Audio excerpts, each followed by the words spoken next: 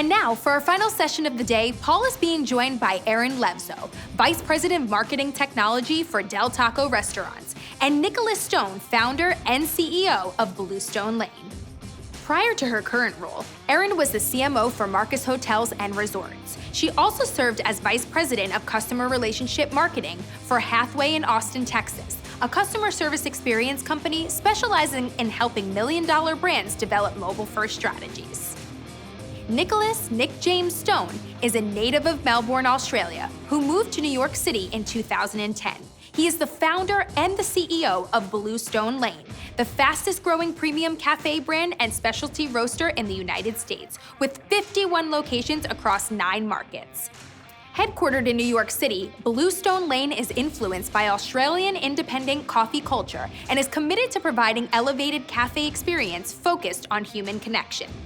Over the past year, a lot has changed, but the need to stay connected with consumers is more important than ever. But how do operators and consumers stay in touch in this unfamiliar landscape? It's going to take a lot of imagination and innovation.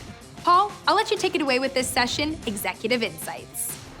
All right, so thanks for checking back in right here on Recover America. And as you guys know, we're really diving into a lot of deep discussion, and we'll continue this in many volumes for both this year and next year on Recover America. If you have some ideas, or maybe you want some questions answered, or would like to maybe get involved, hit the chat. You can do so right there, whether you're on your mobile device or on a desktop or even a laptop. Just hit that to be able to kind of communicate with us.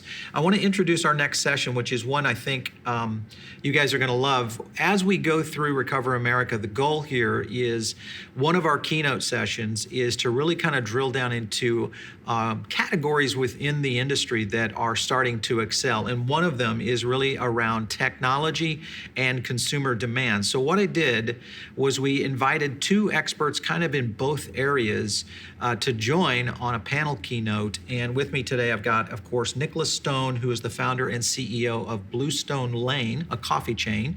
And then also, you may recognize this brand, which is Del Taco.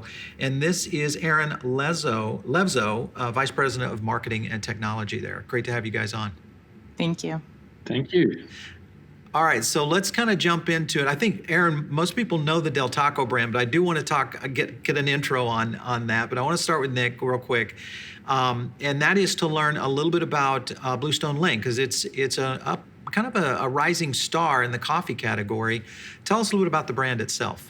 Sure, Paul. I'm originally from Australia, Melbourne, Australia, as you can tell from the accent. And when I arrived in the US in 2010, I just noticed such a significant difference between the coffee culture found in my hometown and what had been very successfully rolled out and applied by the big chains in the US. And realized there's this opportunity to build a brand that is more focused on premium coffee, healthy food, really being service-led and creating this real community.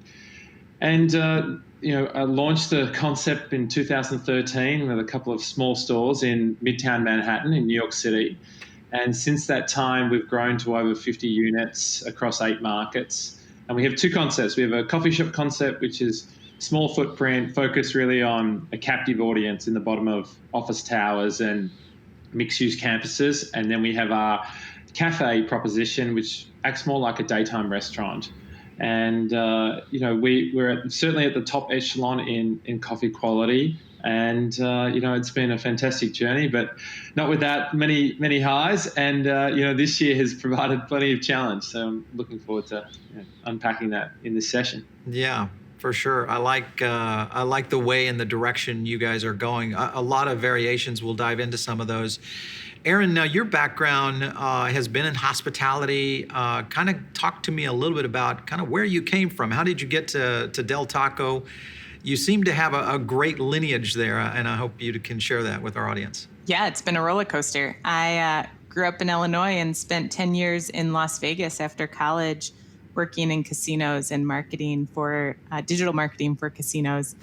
And hospitality out there. And then after realizing I didn't want to raise my kids necessarily in Las Vegas and we're looking to get back somewhere central, we went to Dallas where I joined Wingstop Restaurants and worked with the team there to grow digital and social and e-commerce and then went to Freebird's World Burrito, where I led all marketing, and that was out of Austin. Then I was lucky enough to join Hathaway as the VP of Technology and CRM, where I led the vertical for CRM and MarTech technology.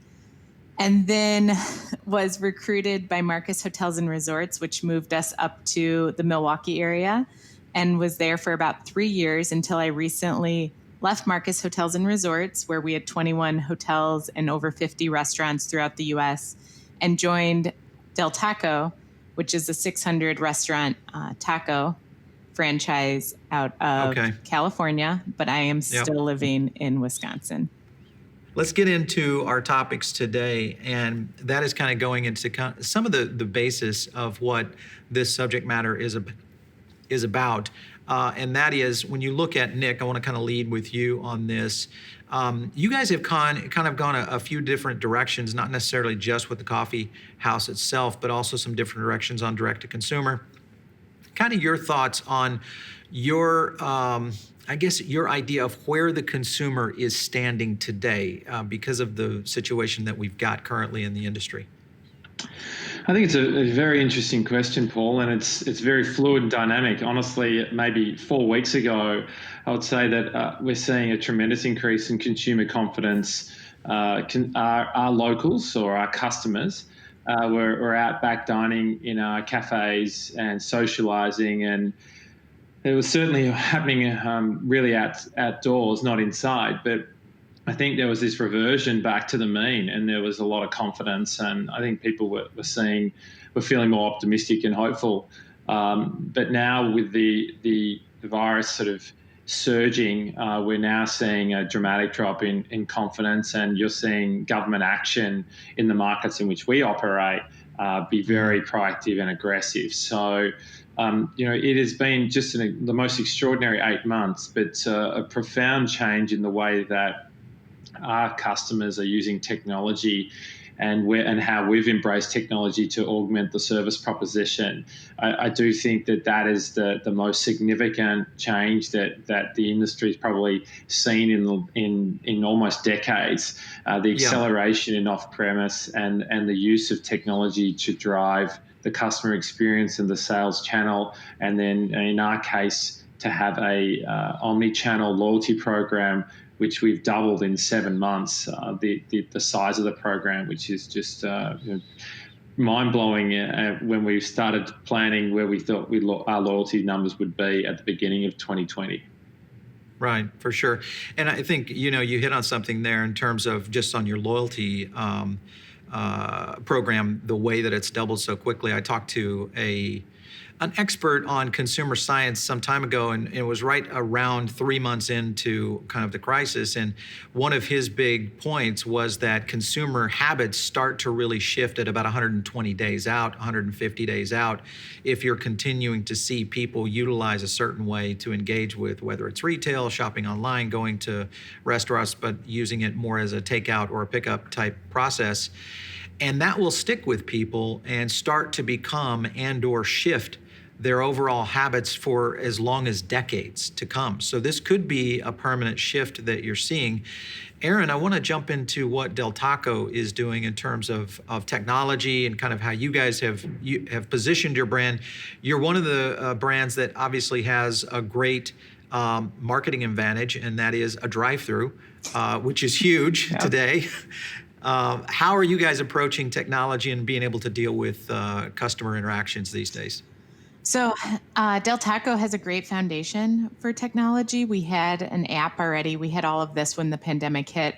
Right. However, as it was alluded to, this pandemic has really accelerated technology. So my role specifically is brand new. It didn't exist inside of Del Taco before. So coming in to lead specifically marketing technology and what the future holds for it, I will tell you that you are exactly right. The drive-through is our best asset as it relates to how you handle a pandemic.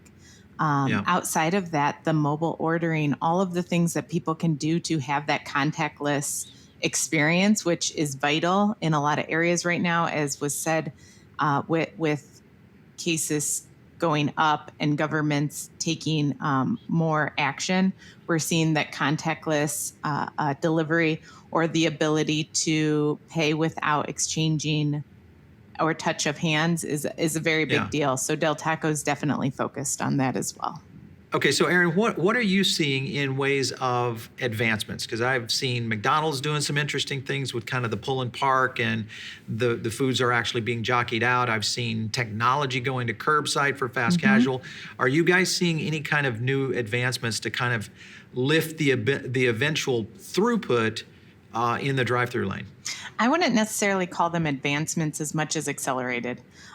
These are all things, I mean, McDonald's was testing that before COVID hit, right? This is not new. I could pull into a spot. I could ping my order. It could be brought out to me prior to the pandemic. I think what's happened is people have become much more aware of it, right? The fact that when I go through the Starbucks line, I can order, I'm not touching, I hold up my phone, they scan my phone, I haven't touched anything that you've touched, and then they hand out now in a tray, which that was new for Starbucks, the food where you could then pick it out of it. Now, what I have noticed by watching people go through the drive-thru at Starbucks is they were holding a cup and they put your package in the cup and then you take the package out of the cup. A lot of people would go to grab the cup and you go, well, that defeats the purpose. But it's because, like you alluded to, the consumer habits have to change. And so people weren't necessarily trained. But now we have people so worried about the germs around them that they're going, how do I touch something that you don't touch, or vice versa? And so we're starting to see that pick up and take off. But again, not anything that is new. It's all things that were being tested or looked upon for convenience before. It's now just accelerated it. For sure. All right, so I think we're going to continue to see some very interesting accelerations and hopefully some new technology developments that will start to kind of drop into some of these applications, especially because of just the throughput onslaught that we've seen around pickup, takeout, delivery, app ordering, all those kind of things. Nick, that kind of flows to something you guys are doing in terms of your app. When I was researching your brand and really kind of saw the different channels that you guys were focused on, digital is a big one for you. The app itself, how far along were you in the app development before the crisis hit, and how fast have you accelerated that here post? Similarly to Erin's response with Del Taco, we had an app built, and we're very fortunate that we had this enhanced functionality, pre-order or order ahead, a universal loyalty program. We had the ability to remember orders and to have a more customized solution. We were planning to roll it out at the beginning of March, and we were actually doing a campaign with Tourism Australia. We're doing a sweepstakes, and it was serendipitous timing that COVID really landed when I was in New York around the 13th of March, and that's the day I left because it seemed that the world was changing irreversibly. But we were very fortunate we had it, and so what we did on March 16th, we went 100% contactless. I was most focused on protecting and ensuring that the health and safety of our team and our locals. So from that point in time, no one was allowed into our stores other than the staff that were directly working there. And that meant that everything had to be contactless. And since that date, we've been 92% of all transactions have been digital, and that's encompassed everything from order ahead via our app, native delivery via our app, directly via our app now. It's also, we have a solution which taps into your app to be able to order at the table for our cafe business, which were service-led, and then we've been able to continue to evolve to now it includes our e-commerce offering and our coffee subscription. So it's completely omni-channel, and we have that 360 view on all the touch points in which a customer engages with us, and then conversely, the customer can see how they're spending and where they're spending, and then they can accumulate loyalty and rewards through that program, no matter where they're engaging with us. Interesting. Okay, so you mentioned something there that I wanted to make sure I understood what you said on the app itself. You're saying people are actually in restaurant, they're using the app as essentially the POS device?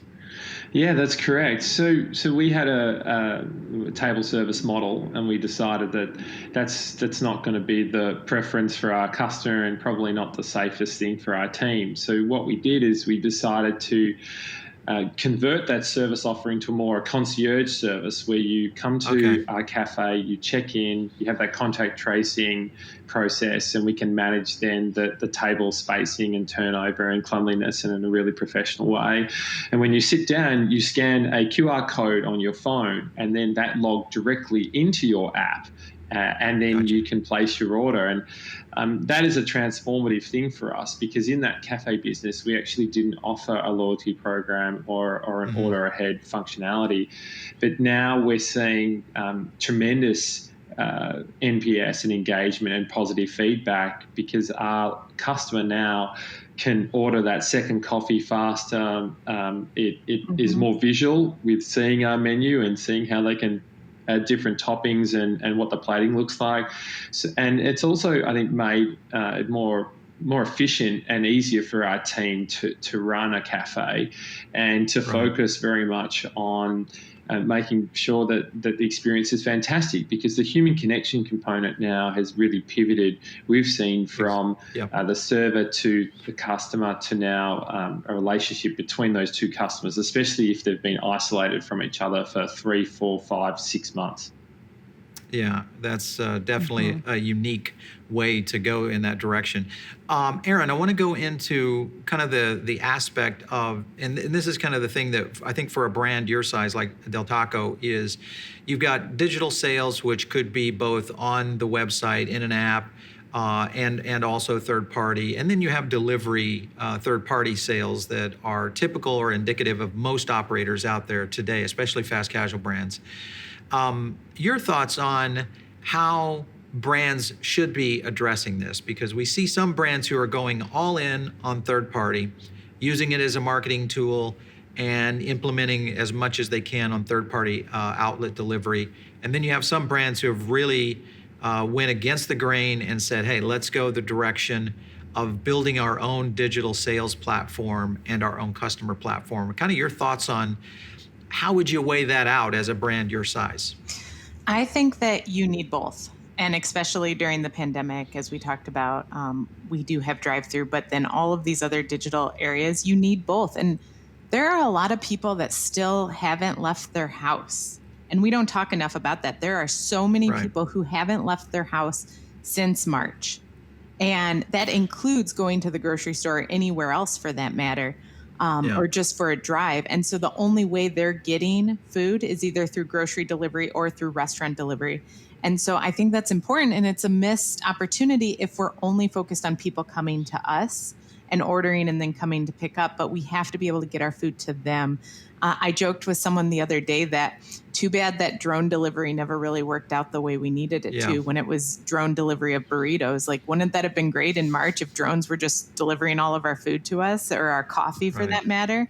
And I agree that with what you said, Nick, about the contactless ordering experience. In hospitality, we did the same thing. Right when the pandemic hit, everybody went, we can't have paper anymore. What do we do? What do we do? You can't have paper. Yeah. And so we put QR codes on every single restaurant table in the hospitality hotel space, and people could order, go through the POS, get their order, and then it was delivered to them in a way that didn't allow for more than a few minutes of interaction. Interesting. I want to get both your opinions on this next question, and that is, when you look at kind of the landscape now, and I think we've seen basically 10 years of life develop over the last 8-9 months here, especially in the restaurant industry. So we've had to shut down, restart, shut down, get technology up to speed, deal with the shifting and changing consumer demand structure. All of that happening in such a short period of time. What has been the biggest learning when you guys look at today of where you think it's going to take your brands respectively in the next 5 years? So here's what we've learned so far. Here's kind of how we're going to go and address that over the next 5 years. How about you, Nick, your thoughts? It's a very deep question, and it's multifaceted. But, I think that you're right in your summary that I ultimately believe that where we're at with our tech investment and our service proposition, that we were going to get there in probably 3 to 5 years. But what COVID did is that it just accelerated at such a speed, and it also liberated the business to an extent because we could take more risk because things couldn't get any worse. Our revenue dropped 90% in 2 weeks period because we have a real estate footprint that's highly urban in the biggest cities in the US and in Toronto and Canada.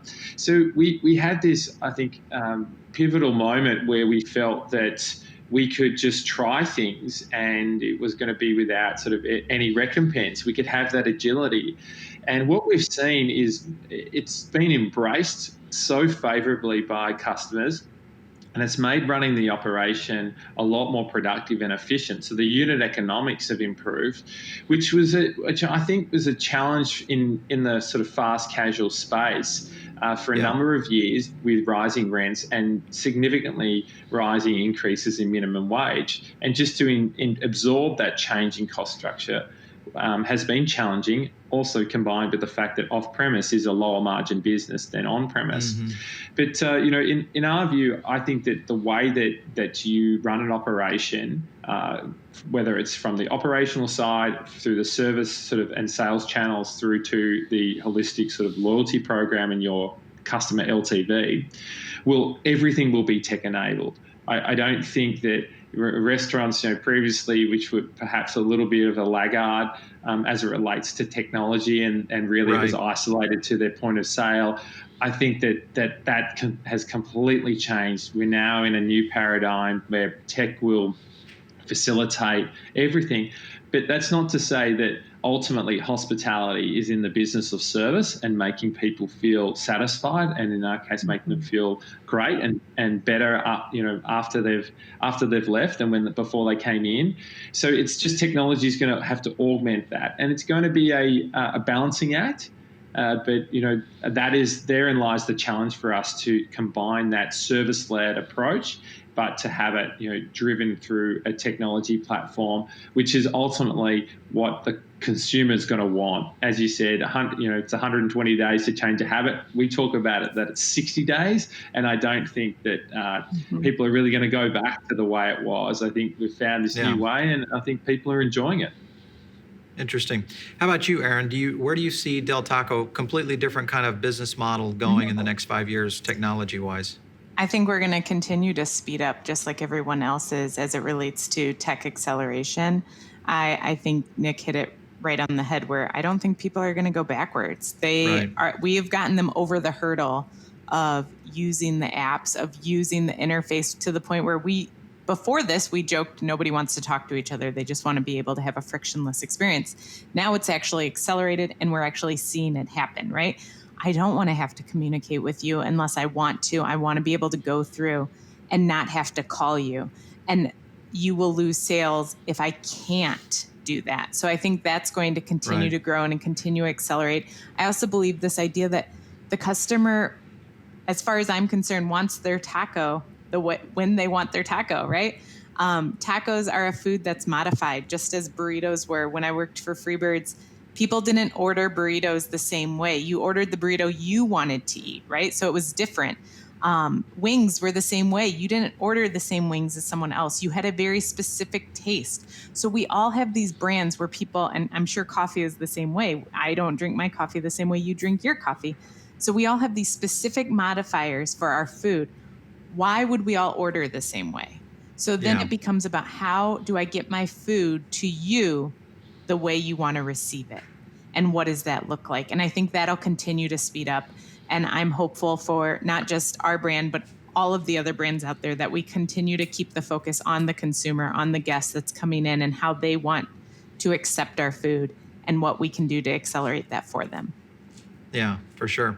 One last quick question. We're trying to stay on time here, and that is when you see kind of the development of these two factors of both technology, consumer demand shifting over the next 5 years, and Nick, you alluded to this, and that is unit economics, especially around real estate. Del Taco, big footprint with a drive-through, large parking lots. Have you guys got plans to develop new prototypes for adapting to this new model? We are constantly looking at our prototypes. So it's nothing, that is not a new thing for us to look at. How should the footprint change, evolve? What does that look like, feel like?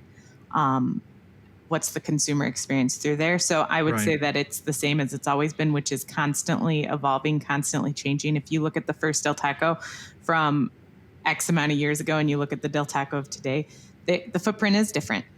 Same great food, maybe a different box that it sits in. Yeah, for sure. Nick, how about you? You've been mostly in urbanized areas of fast casual. A lot of guys in fast casual development businesses really kind of went that direction. Do you see a new direction for you guys?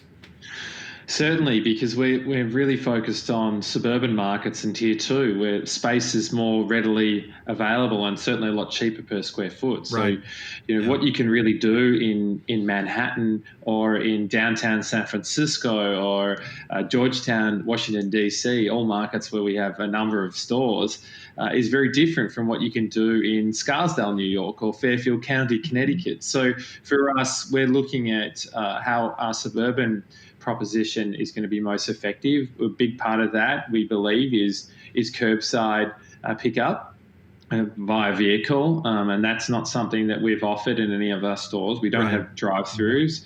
That may be something in the future, but certainly we are looking and evolving and changing our model. Exactly what Erin says. Like, we are constantly evaluating how the customer wants to enjoy their experience with us, what they're focused on. Is it to go? Is it to dine in? Is it a combination? Is it going to be more delivery? Is it going to be more pickup? And all of those factors have changed. Prior to COVID, we were 5% delivery. We actually went to 52% delivery in April, and now the steady state's around 35%. Wow.